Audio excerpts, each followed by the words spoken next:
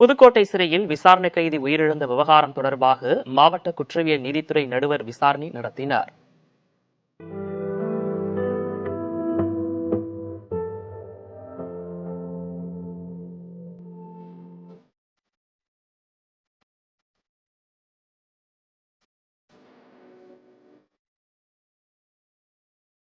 பொன்னமராவதி அருகே காரையூரைச் சேர்ந்த சின்னதுரை என்பவர் போதைப்பொருள் விற்பனை செய்ததாக கைது செய்யப்பட்டு புதுக்கோட்டை மாவட்ட சிறையில் அடைக்கப்பட்டார்.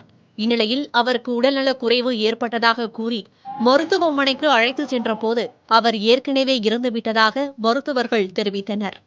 இதனால் அதிர்ச்சியடைந்த சின்னதுரையின் குடும்பத்தினர் புதுக்கோட்டை அரசு மருத்துவக் கல்லூரி மருத்துவமனை வளாகத்தில் போராட்டத்தில் ஈடுபட்டனர்.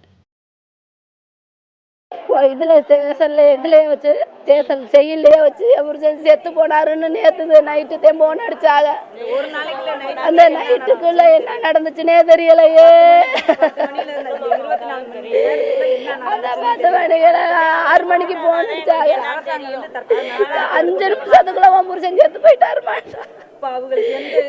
நான் என்ன பண்ணுவேன்னு தெரியலையே.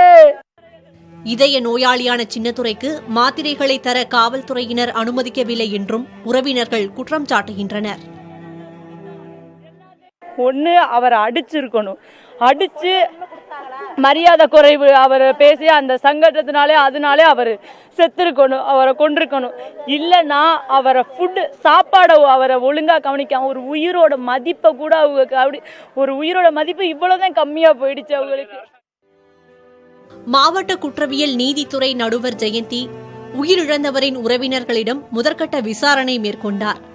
அவர்கள் எழுப்பிய சந்தேகத்தின் அடிப்படையில் பிரேத பரிசோதனை மேற்கொள்ள மருத்துவர்களிடம் பரிந்துரைத்தார். அதனைத் தொடர்ந்து பிரேத பரிசோதனை செய்யப்பட்டு உடல் உறவினர்களிடம் ஒப்படைக்கப்பட்டது. பிரேத பரிசோதனை அறிக்கையின் அடிப்படையில் காரையூர் காவல் நிலைய காவலர்கள் இறப்புச் சான்று வழங்கிய மருத்துவர் சின்னதுரையை சிறைக்கு அனுப்பிய இலுப்பூர் நீதிமன்ற நீதிபதி ஆகியோரிடம் நீதித்துறை நடுவர் விசாரணை நடத்த உள்ளார். புதிய தலைமுறைக்காக ஒளிப்பதிவாளர் அப்துல் கபூருடன் செய்தியாளர் முத்துப்பழம்பதி.